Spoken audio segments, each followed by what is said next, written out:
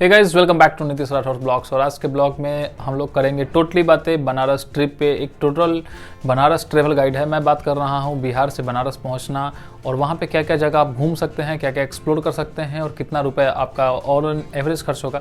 खर्च करने को आप मैक्सिमम तो बहुत भी खर्च कर सकते हैं, लेकिन मैं एक लिमिटेड एक ट्रेवलर के लिए कितना मिनिमम से मिनिमम बजट होना चाहिए मैं उस पर बात करूँगा। तो चलिए करते हैं इस ब्लॉग को शुरुआत और आपको एक्सप्लोर कराते हैं बनारस की वह जगह जहाँ को आप घूम सकते हैं और कितना रुपये एक्सपेंडिचर आएगा। होटल्स, रेस्टोरेंट्स, खाना पीना, रोज़ का ट्रेवल पे कितना आता है, सब कुछ पे करेंगे बात। तो बने इस ब्लॉग में आगे मेरे साथ।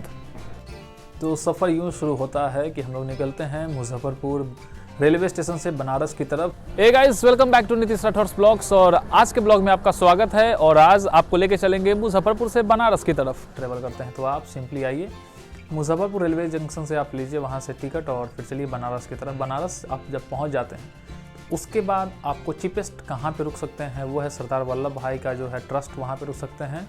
तेलिया बाग में पड़ता है, उसका भी एक ब्लॉग इससे पहले मैंने डाला है, आप उसमें जाके डिटेल्स ले लीजिए। वहाँ पे आप जाके रुक सकते हैं, जहाँ पे आप 200 रुपये में रुक सकते हैं। तो ये आप अपने टाउन से बनारस पहुँच गए, तेलिया बाग जगह पर रुक गए। हम लोग मौजूद हैं सरदार वल्लभ भाई धर्मशाला है यहाँ पे, और ये जगह है तेलिया बाग वाराणसी। और हम लोग यहीं अब करते हैं बात कि बनारस में आप कहाँ कहाँ पे घूम सकते हैं।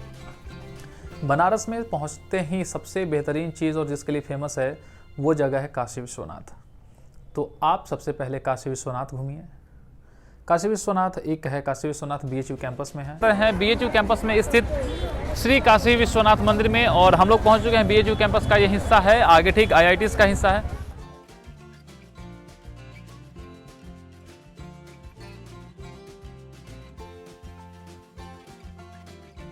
और एक जो है काशी विश्वनाथ, और वहाँ पे एक घाट जो है उसके पास में है, दशाश्वमेध घाट के पास है काशी विश्वनाथ का मंदिर, तो आप वहाँ पे भी जा सकते हैं। तो ये पहला चीज़ आप घूम सकते हैं। पहले आप BHU कैंपस भी घूम लीजिए। विद्यालय यानी कि BHU में आपका स्वागत है। पीछे गाना बज रहा था इसलिए हमें वॉइस ओवर करना पड़ा उस चीज़ पे। BHU कैंपस के अंदर काशी विश्वनाथ, उसको घूमिए।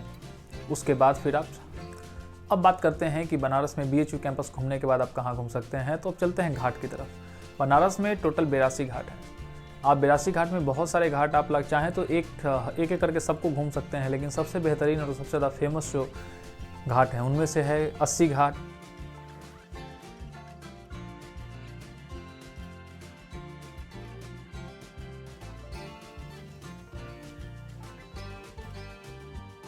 ये बनारस काशी घाट है। मोस्टली हम लोग ट्रेवल कर रहे हैं और साथ है कबीर भाई। और देखिए कि पीछे कितना कुछ देखने को मिलेगा बनारस में। बनारस में जब भी आप आए तो ये बोट का जो हिस्सा है आप इसको मिस मत कीजिए। ये ही खूबसूरती है बनारस की, आपको देखने को मिलेंगी। यहाँ पे इतनी विविधताएं हैं कि इतना अलग इंसान का धर्म, यहाँ पे सब कुछ में आपको एकाकी देखने को मिलेगा। काफ़ी बेहतरीन नज़ारा है। दशाश्वमेध घाट, इन घाट, ये जो घाट हैं काफ़ी बेहतरीन है और यहाँ पे जाने के बाद आप एक शांति का बहुत ही बेहतरीन नज़ारा महसूस करेंगे। और ये दशाश्वमेध घाट का एक हिस्सा है जहाँ तक मैंने आपको बताया है। और अब फिर आपको लेके चलेंगे इधर राइट साइड, लेफ्ट साइड में, जो कि यहाँ पे कुछ आगे तक भी है दशाश्वमेध घाट। ये काफ़ी बेहतरीन हिस्सा है। उसके बाद 80 घाट के बाद आप कहाँ पे ट्रेवल कर सकते हैं वो है थाई टेम्पल। थाई टेम्पल आप जा सकते हैं।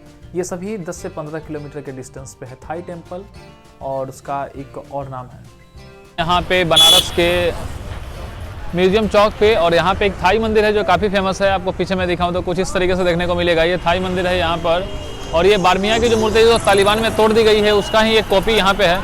और हम लोग अभी एंट्री ले रहे हैं और देखते हैं कि किस तरीके से कितना खूबसूरत है यहाँ पे। और काफ़ी पर्यटक भी यहाँ हैं। आप पीछे मैं दिखाऊँ तो यहाँ पे विदेशी भाई बहन भी हैं और ये लोग भी इसका आनंद ले रहे हैं। तो आप घूम सकते हैं थाई मंदिर। थाई मंदिर के बाद आप जा सकते हैं लंका टेम्पल, जिसको कि मूल गंधकुटी विहार के नाम से भी जानते हैं। और वहाँ पे आप देख सकते हैं काफ़ी बेहतरीन नज़ारा, और भगवान बुद्ध का जो बोधि वृक्ष है वो भी वहाँ पे आपको देखने को मिलेगा।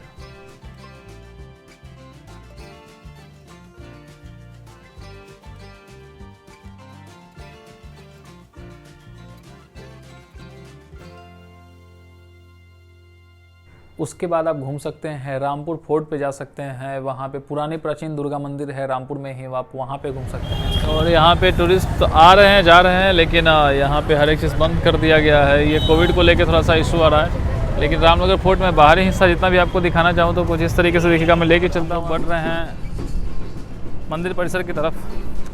बनारस में ऐसी बहुत सारी चीज़ें हैं। आप बनारस के लोकल स्ट्रीट फूड को एक्सप्लोर कर सकते हैं, बीच कैंपस वगैरह हैं, इन सभी जगहों को घूम सकते हैं।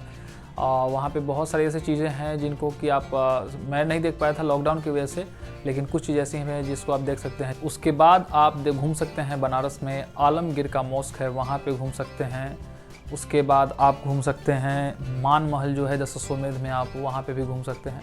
तो बनारस में ऐसी बहुत सारी चीज़ें हैं जिसको आप घूम सकते हैं एक ट्रैवल वे। तो ये सभी चीज़ें हैं और अभी आप एक्सप्लोर करेंगे तो और भी सारी ऐसी चीज़ें हैं जिसको आप घूम सकते हैं। मेन हिस्सा है जो मैंने आपको बताया कि जो कि आप बनारस में कम से कम इतना ज़रूर घूमिए।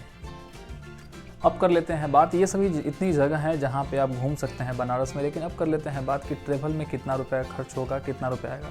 तो आप मोस्टली स्लीपर से ट्रैवल कीजिए। आप जिस भी स्टेट में रहते हैं वहाँ से आप बनारस पहुँच जाइए, वो फिर आपको पता करना है कि कितना रुपया स्लीपर के टिकट या फिर ऐसे जितना आप अफोर्ड कर सकते हैं उसको देख सकते हैं। मैं बात करता हूँ बनारस में पहुँचने के बाद से आपको क्या करना है। मोस्टली आप रह सकते हैं सरदार वल्लभ भाई का धर्मशाला है जो कि काफ़ी बेहतरीन है और काफ़ी सस्ता पड़ता है। आप 200 रुपये में 2 लोग रह सकते हैं, तो उसके बारे में मैंने बताया, आप वहाँ पे रुक सकते हैं। अब वहाँ से बात आती है कि आप रोज़ आपको ट्रैवल करने पे 2 लोग में लगभग 300 से 350 रुपये किराया आएगा, क्योंकि लगभग कुछ चीज़ें 15 किलोमीटर पे है, तो चीज़ें इतनी दूरी पे हैं, तो आपको लगभग ट्रैवल में लगभग 2 आदमी हैं तो लगभग 300 से 400 रुपये रोज़ आपके ट्रैवल पे आना चाहिए। जहाँ तक आप डिपेंड करता है कि आप कितना घूमते हैं। मोस्टली हम लोग ज़्यादा घूम रहे थे तो इसलिए हम लोग को 300 से 400 रुपये ट्रैवल पे आ रहा था मोस्टली पर डे।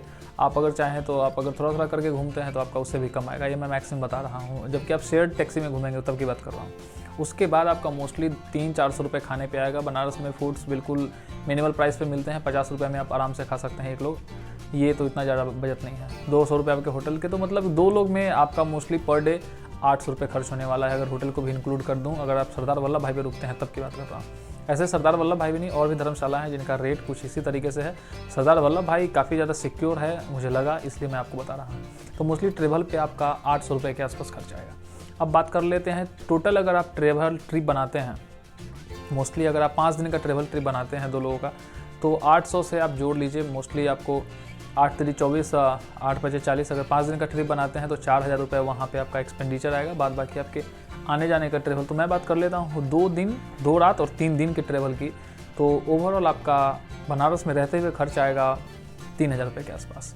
3 दिन में आपका लगभग 3000 रुपये खर्च होंगे। बाद बाकी आपका ट्रेवल का, तो आप स्लीपर वगैरह से ट्रेवल करते हैं इंडिया में तो 700-800 रुपये से ज़्यादा कहीं का टिकट का नहीं है, तो आप मोस्टली वहाँ से ऐड कर सकते हैं। तो ये एक ओवरव्यू रहा। 2 लोग लगभग 4 से 5 हज़ार के बीच में बनारस प्रॉपर्ली घूम सकते हैं 3-4 दिन के लिए। तो ये एक प्रॉपर आइडिया रहा है बनारस घूमने का। और अभी भी आपके मन में अगर कोई भी सवाल है कि बनारस में क्या करें, तो नीचे डिस्क्रिप्शन में मेरा इंस्टाग्राम आईडी होगा, आप वहाँ पे मुझे क्वेश्चन कर सकते हैं। तो चलिए इस ब्लॉग में इतना ही, मिलेंगे आपसे अगले ब्लॉग में। तब तक चैनल पर नए आए हैं तो सब्सक्राइब करके जाइएगा और इंस्टाग्राम पे फॉलो करना भूलिएगा नहीं। तो मिलते हैं आपसे अगले ब्लॉग में। और कुछ भी अगर आपका क्वेश्चन है तो इंस्टाग्राम पर फॉलो करना और क्वेश्चन पूछना भूलिएगा नहीं। तब तक के लिए जय हिंद।